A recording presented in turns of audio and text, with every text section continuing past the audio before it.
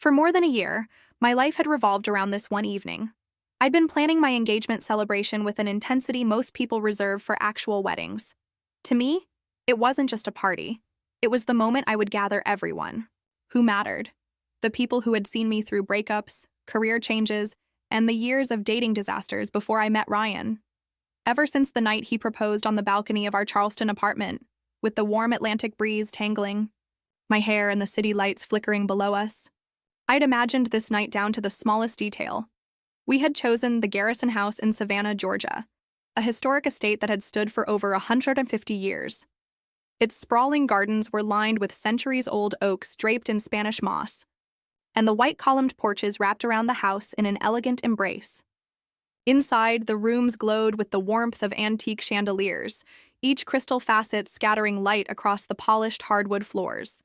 The place had an old-world Southern charm that made you want to speak in softer tones and linger over every glass of wine. The cost was steep, more than $48,000 between my savings and the wedding fund my late grandmother had left me, but it was worth every penny. My parents had promised that the money was mine to use for my wedding and nothing else. I believed them. In hindsight, that was my first mistake. The evening began flawlessly. Guests arrived in sleek black cars and stepped out in glittering gowns and tailored suits. The air was scented with magnolias and gardenias, and a gentle March breeze kept the night from becoming too warm. A string quartet played softly beneath a white canopy, their music floating over the murmur of conversation. Waiters in crisp white jackets carried trays of champagne, the bubbles catching the light as they passed from guest to guest. I moved through the crowd, greeting friends and relatives, feeling like the luckiest woman in Savannah. My best friend, Emma, had flown in from Boston just to be here, and Ryan's old college roommate Jack had made the trip from Chicago. Even my Aunt Caroline, who rarely left her townhouse in New Orleans, had shown up with a smile and a hug that nearly crushed me. Ryan stayed close to my side, his hand resting lightly on the small of my back, a steady, grounding presence. He looked devastatingly handsome in his charcoal suit and navy tie, his sandy hair perfectly in place. Whenever I glanced at him, I saw the man who had walked into my life and made it feel like home. Halfway through the night, my parents stepped up to the microphone in the center of the garden. I assumed it was time for the toast they'd promised.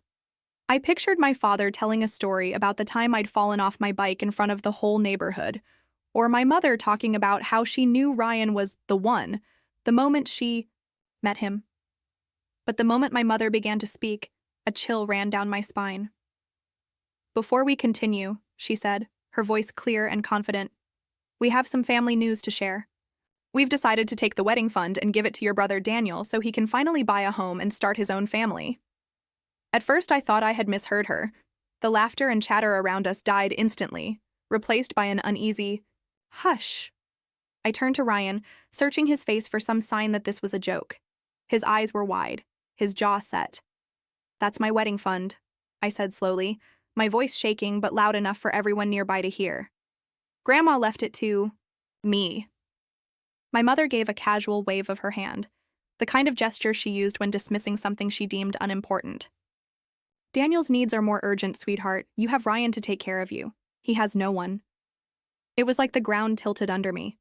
My parents had never been subtle about favoring Daniel, but this was brazen. I could feel my cheeks flushing hot, the champagne in my hand suddenly heavier, as if it might drag me down. Daniel stepped forward then, wearing that same smug grin I'd hated since childhood. "Guess it pays to be the favorite, huh?" he said under his breath, just loud enough for me to hear. I felt something snap inside me. I took a step toward him, ready to tell him exactly what kind of pathetic man he was. But before I could speak, my mother's hand came out of nowhere. The slap rang out like a gunshot. The side of my face stung immediately, and the sound of collective gasps rose from the guests. My hand flew to my cheek. I stared at her, trying to process what had just happened. Around us, the crowd shifted uncomfortably. Some guests looked away, embarrassed to have witnessed it. Others stood frozen, their eyes darting between me and my mother like they were watching a tennis match. I could hear the faint click of a camera phone somewhere behind me, and a sickening thought flashed through my mind. This would be online before the night was over. Ryan stepped forward, his arm sliding protectively around me. "That's enough," he said, his voice low but firm. His body tensed against mine, and I could feel the restrained fury in him. Security began moving in, their black suits and earpieces giving them a quiet authority. One of them asked if I wanted my parents escorted out. I hesitated. The rational part of me knew that ending the scene quickly would be best, but another part of me, the part that had been humiliated in front of every important person in my life, wanted them to feel the consequences right there, in front of everyone. Instead, I simply turned away. I couldn't give them the satisfaction of seeing me cry. Ryan guided me toward the far end of the garden, where the shadows from the magnolia trees wrapped around us like a curtain. I could still hear the murmurs from the crowd. Emma was suddenly at my side, her eyes wide with shock. "What the hell was that?" she whispered. "My mother," I said flatly, the words tasting bitter on my tongue. "And apparently my brother's down payment." Ryan's jaw tightened. "They're not taking your money. We'll fight it if we have to." I nodded, but inside, a slow, cold resolve was building. My parents thought they could embarrass me into submission, that I would let them rob me of something I'd earned and walk away quietly. They didn't realize they had just lit a fire I had no intention of putting out. As the evening limped on, I forced myself to smile and thank the guests who stayed. A few slipped me sympathetic looks, murmuring their disapproval of what had happened. Others avoided the subject entirely, focusing instead on the food, the music, the weather. Anything to steer away from the ugly scene they'd just witnessed. By the time the last guests left, I was exhausted. Ryan and I climbed into the black SUV that had been waiting for us. As we drove back to Charleston, the city lights blurring past the window, I stared at my reflection in the glass. The faint outline of a red mark was still visible on my cheek. That night, lying in bed with Ryan's arm draped over me, I replayed every detail in my mind. The way my mother's voice didn't waver, the gleam in Daniel's eyes, the heavy silence from my father as it all unfolded. And somewhere between midnight and dawn, I made a decision. They might have ruined my engagement party, but they wouldn't ruin my wedding, and they sure as hell wouldn't steal my future. What I didn't know then was just how far they'd be willing to go, or how much I'd have to lose before it was over. By the time the sun rose the morning after my engagement party, the damage had already taken on a life of its own. The slap, my mother's perfectly executed public humiliation, had been captured from no fewer than 5 different angles. Guests had been quick to upload their videos to Instagram, TikTok, and even YouTube, where the clip was already making the rounds under titles like Savannah Society Scandal and When Mom Turns the Engagement Party into a Slapfest. The comments were a mix of shock and ridicule. Some people called her a disgrace. Others went after Daniel, labeling him the leech of Savannah for taking money meant for my wedding. It would have been funny if it hadn't been my life being turned into a viral spectacle. Around 3 in the afternoon, there was a knock at the door of my Charleston apartment. Ryan and I had been trying to distract ourselves with takeout pizza and bad TV, but the moment I saw 2 uniformed officers standing in the hallway, my stomach dropped. "Are you Sydney Harper?" one of them asked. "Yes," I said, my voice suddenly dry. "We're here regarding an incident that took place last night at the Garrison House in Savannah. A complaint has been filed against Grace Thompson. May we come in?" They stepped inside, and within minutes they were showing me a printed screenshot of the very video I'd seen all morning. My mother's hand was frozen mid-swing, my face turned slightly to the side. They explained that one of the guests, a woman I barely knew but would forever be grateful to, had filed an assault report. After reviewing the footage, the district attorney agreed there was enough evidence for an arrest. That evening, my mother was booked into Chatham County Jail. She spent the night there before my father bailed her out the next morning. I thought, foolishly, that the public embarrassment and a brush with the law might force her to back down. Instead, it lit a fire. Within a week, Daniel had filed a lawsuit against me. The claim that the entire $72,000 wedding fund my grandmother had left was rightfully his. The language in the papers was laughable, something about my grandmother's true intent being for the money to be shared equally between her beloved grandchildren. My lawyer, Victoria Green, actually chuckled as she read the opening paragraph. "This is going to get thrown out so fast it'll give them whiplash," she said, sliding the papers back into the manila folder. But her eyes held a warning. "Don't underestimate spite, Sydney. People who can't win legally will try to win another way." And she was right. The sabotage started small.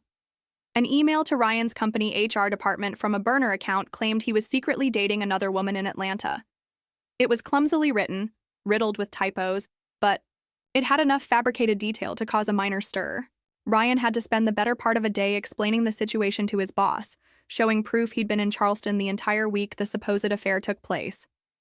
Then came the photoshopped images, grainy pictures of me, clearly taken from my social media, crudely spliced into scenes that suggested I was kissing or embracing a man I had never seen before.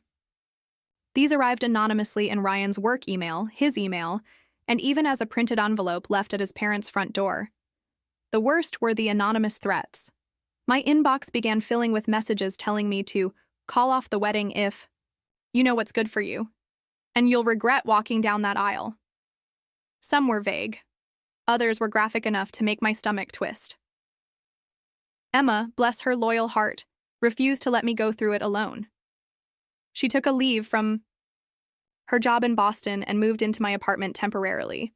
It was her idea to hire a private investigator. The man's name was Colin Hayes, a wiry, sharp-eyed former FBI agent who had a knack for tracing digital footprints. Colin worked fast. Within 2 weeks, he had traced the burner accounts, the IP addresses, and the cheap knockoff laptops used to send the threats. All of it led straight to Daniel's apartment in Nashville. He even uncovered security footage from a FedEx store where Daniel had printed the fake photos. We didn't confront him immediately. My lawyer wanted to keep the evidence under wraps until it could be presented in court. But the hits kept coming, one morning. Ryan's parents called him in a panic. They had received a letter, supposedly from me, on stationery that looked eerily similar to the kind I used. It informed them that I was calling off the wedding because I didn't think their family was good enough for me. The letter was vicious.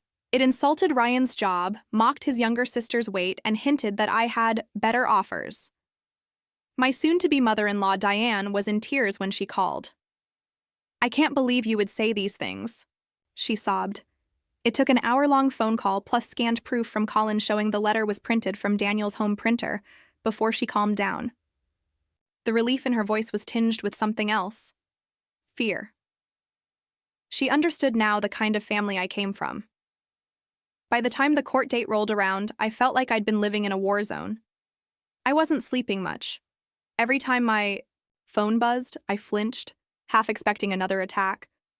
Ryan tried to keep me grounded, but I could see the strain in his eyes. He hated watching me go through it, hated that we were spending what should have been the happiest months of our lives fending off smear campaigns. Walking into the courthouse that first day, I caught sight of my parents and Daniel across the hallway.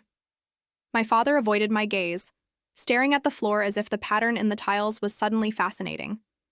My mother's lips curved into a tight, smug smile.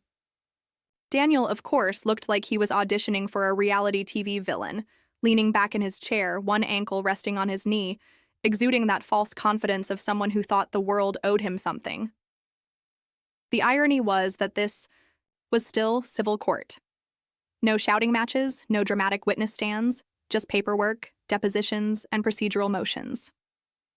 But the venom was there, lurking under every word, disguised as legal civility.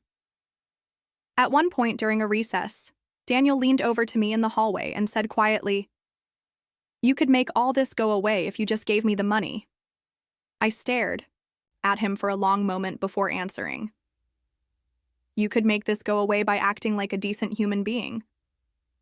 But I guess that's harder for you."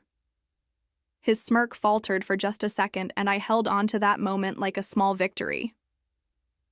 What I didn't know then, what I couldn't have known, was that the courtroom was just one battlefield. Daniel and my mother had no intention of stopping there. And the next time they tried to ruin me, it wouldn't be with fake emails or forged letters. It would be face-to-face, on the one day they knew I couldn't just walk away. March 12th dawned, clear and bright, as if the universe had decided to throw me a bone after months of chaos. The air carried that gentle spring crispness that makes you feel both alive and fragile at the same time. I woke before my alarm, lying there for a moment in the soft half-light of my hotel suite, listening to the distant sound of waves from the riverfront. For weeks, I'd been plagued with nightmares about this day. Ruined dresses, no-shows, surprise objections mid-ceremony. But that morning, I felt strangely calm, almost unnervingly so.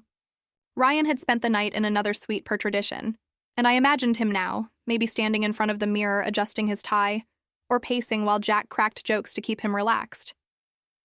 Our ceremony was set in St. Augustine's Chapel, a restored 19th century church in Savannah's historic district. The building was a masterpiece. High vaulted ceilings with carved wooden beams, walls painted in soft cream, and stained glass windows that spilled colored light across the aisle. Outside, the cobblestone streets glistened faintly from an early morning drizzle, as if nature had decided to give the city one final polish before our guests arrived. The reception, of course, would be at the Garrison House. Despite everything that had happened there during my engagement party, I'd refused to change the venue. In a way, it had become symbolic. This was my chance to reclaim it, to overwrite the memory of that humiliating night with something beautiful. Given the months of sabotage, Ryan and I had been forced to make some painful choices about the guest list. Anyone with even the slightest allegiance to my parents or Daniel was cut. That left us with just under 80 people. Not small, but far more intimate than the original 200 we had envisioned. We also invested in security. 4 ex-police officers, each stationed at a different entry point. They were given photographs of Daniel and my parents with explicit instructions to deny them access. By 9 a.m., my bridal suite was buzzing with activity. Emma was there, organizing everything with military precision. My makeup artist worked quietly, in the corner, while my hairstylist pinned the last of the loose curls into a low, elegant bun. My dress, a custom creation with a sweetheart neckline, lace sleeves, and a long train, hung in front of the window, catching the sunlight like something enchanted. I was halfway through a sip of water when Emma burst back into the room, her normally composed face pale and tight. "You're not going to believe this," she said, breathless. "Daniel's here." The words hit me like ice water. For a moment, I thought I'd misheard her. "What do you mean he's here?" My voice came out sharper than I intended. One of the guards stopped him in the side hallway by the reception. "Hall," she said, glancing toward the door as if afraid he might suddenly appear. He was carrying a gallon of red paint. My stomach turned so violently I had to set my glass down. "Paint?" Emma nodded grimly. "He told the guard he was going to make a statement. The plan was to ruin your dress display, trash the aisle runner, and—" She hesitated, as if unsure I could handle the rest. "And dump it on the floral arrangements. The ones you spent $6,000 on." I stood there in my silk robe, staring at her, a cold rage threading through my chest. It wasn't shocking. I'd stopped giving Daniel that much credit. It was the confirmation that there truly was no bottom to how low he'd go. "Where is he now?" I asked. "Security has him in the hallway. They already called the police. I didn't go to see him. I didn't need to." The image was already clear in my mind. Daniel's smug expression, that faux casual slouch, the absolute certainty that he was untouchable. 20 minutes later, a knock came at the suite door. One of the guards stepped in, removing his sunglasses. As he addressed me, "Ma'am, the police have arrived. We're transferring him to their custody now. He's yelling about being set up, but we have it all on the security cameras, including him pulling the paint out of his car trunk. He's not going to be able to spin this." I thanked him, my voice steadier than I expected. When the door closed again, I caught Emma's reflection in the mirror. She was smiling faintly, though it didn't quite reach her eyes. "Well," she said, "one less thing to worry about during the vows." The rest of the morning passed in a surreal haze. The news of Daniel's arrest spread quickly through our inner circle, but instead of dampening the mood, it seemed to lift it. Guests greeted me with warm hugs, genuine smiles, and murmurs of, "Now you can finally have the day you deserve."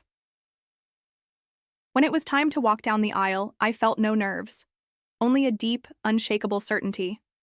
The stained glass windows bathed the church in golden and sapphire light, and as the first notes of the organ filled the air, I took my father's absence not as a loss, but as a blessing. There would be no awkward handoffs, no forced smiles for the sake of appearances. Ryan stood at the altar, his eyes locked on me as if I were the only person in the room. He looked impossibly handsome in his tailored navy suit, a simple white rose pinned to his lapel. When I reached him, he took my hands, and for the first time in months, I felt entirely safe. The ceremony was everything I had dreamed. The minister spoke of commitment, trust, and the courage to choose each other every day. My vows came easily, my voice steady even as my throat threatened to close. With emotion, Ryan's voice caught once, just once, when he promised to stand by me against anyone who tries to tear us apart. When the minister pronounced us husband and wife, the church erupted in applause. I didn't even realize I was crying, until Ryan brushed a tear from my cheek.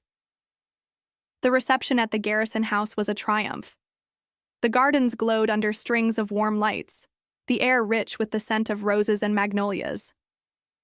Our first dance was to a song Ryan had played for me the night we got engaged, slow, steady, and achingly romantic. Halfway through dinner, Ryan stood to make a toast.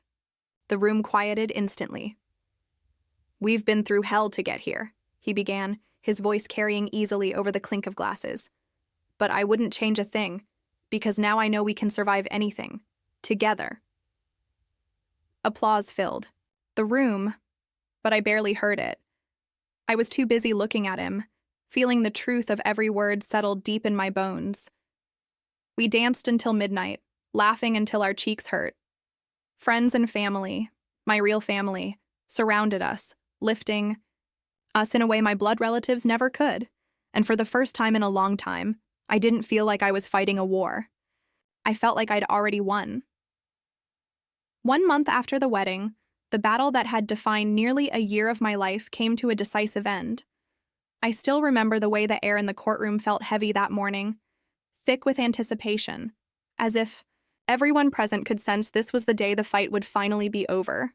The oak-paneled walls of the Chatham County Courthouse seemed to close in around me as I sat at the plaintiff's table, hands folded in my lap, my lawyer, Victoria Green, at my side. Ryan was in the front row just behind me, his presence a quiet anchor. Daniel sat across the room, flanked by his attorney. He wore a suit that looked borrowed, the sleeves slightly too long, his smugness toned down but not gone. My parents were there too, seated stiffly behind him. My mother's face was a mask, the same expression she'd worn during my childhood whenever she was caught in a lie but refused to admit it. My father kept his eyes on the floor, avoiding mine entirely. The judge, a tall woman with silver hair pulled into a severe bun, took her seat. The sound of the gavel striking the bench silenced the low hum of conversation. The decision came quickly. "The court finds," the judge began, her voice steady and authoritative, "that the funds in question, totaling $72,000, are the sole property of the plaintiff, Ms. Sydney Harper, as stipulated in the will of her late grandmother, Margaret Harper. The court further orders the defendant, Mr. Daniel Thompson, to pay the plaintiff $12,000. Judgment is entered in favor of the plaintiff." It was over in less than 5 minutes. Relief washed through me so suddenly that I nearly laughed out loud. Instead, I simply closed my eyes for a moment, letting the words settle in my chest. Money was mine, officially, legally, and without condition. Daniel had lost. Victoria leaned toward me, a rare smile tugging at the corner of her mouth. "Congratulations, Sydney. You've won." Daniel's reaction was immediate and bitter. He muttered something to his lawyer, who quickly hushed him. My mother whispered sharply in his ear, her lips pressed into a thin line. They didn't even look in my direction as we left the courtroom. Outside, the sky was bright, the kind of sharp blue that only comes in early spring. Ryan slipped his hand into mine as we walked down the courthouse steps. "It's done," he said quietly. "It's done," I repeated, almost to myself. We didn't linger. We drove straight back to Charleston, windows down, music low, the warm wind rushing through the car. That night, we opened a bottle of champagne we'd been saving since the wedding and toasted not just the victory, but the freedom it represented. Within a week, Ryan and I began house hunting in earnest. We had already been talking about moving. The apartment was fine for 2 people, but we wanted space to grow into, maybe even start a family someday. The $72,000 combined with our savings gave us the freedom to think bigger. It was Emma who found the listing. "You have to see this one," she told me over the phone. "It's a white 2-story with a wraparound porch, blue shutters, and this massive oak tree in the front yard. It's in a quiet neighborhood in Charleston, about 10 minutes from the waterfront. The moment we pulled up, I knew it was ours." The house had a warmth to it, not just in its design, but in the way it seemed to sit proudly on the street, like it had been waiting for us. The porch wrapped around the front and side, wide enough for rocking chairs and potted ferns. The oak tree out front spread its branches like a guardian, its shade falling across the lawn in a perfect patchwork. Inside, the hardwood floors were worn in just the right way, each creak telling a story. The kitchen had a farmhouse sink and a window that looked out onto the backyard, where a small garden had been planted by the previous owner. Upstairs, there were 3 bedrooms, one for us, one we instantly dubbed the guest room for Emma, and another that we kept empty for now, though we both knew we were leaving it open for the future. The asking price was $540,000. With the wedding fund covering the down payment and a portion of renovations, the mortgage would be manageable. We made an offer the same day and closed within a month. The renovations became a kind of healing ritual for me. I painted the guest room a soft sage green and spent hours hunting for the perfect antique mirror for the upstairs hallway. Ryan built bookshelves in the living room where I carefully arranged the novels and photo albums I'd collected over the years. Emma helped me choose curtains for the kitchen, insisting on ones with tiny embroidered lemons that made the space feel bright, even on rainy days. Through it all, I didn't invite my parents or Daniel to visit. I didn't send them the address, and I stopped answering their calls. It wasn't a decision I made lightly. Part of me still clung to the fantasy that they might one day apologize, that we could rebuild something resembling a family. But deep down, I knew better. The truth was simple. Family is not defined by blood alone. Respect, loyalty, and love, those are the things that make a family. And the people who had shown me those things without condition were standing right beside me. Ryan, Emma, and the friends who had rallied to my side when my relatives tried to tear me down. There were moments, late at night, when the past still crept in. I would think about the slap at my engagement party, the fake emails, the forged photos, and the sight of Daniel being led away in handcuffs on my wedding day. Sometimes the memories made me angry. Other times, they just made me sad. But over time, the sharp edges of those moments dulled. One Saturday morning, about 6 months after moving in, I stood on the porch with a mug of coffee in hand. Ryan was beside me, his arm around my waist, the early sunlight catching in his hair. The oak tree swayed gently in the breeze, its leaves whispering in a language only it seemed to know. I realized then that I felt something I hadn't in years. Peace. Not because the past hadn't hurt, but because I'd survived it. Because I had built something new, something stronger, out of the wreckage. Sometimes the people who hurt you the most share your last name. But sometimes the people who save, you are the ones who choose to be in your life. And as I stood there with Ryan, watching the light spill across our lawn, I knew that whatever came next, I was finally, truly home.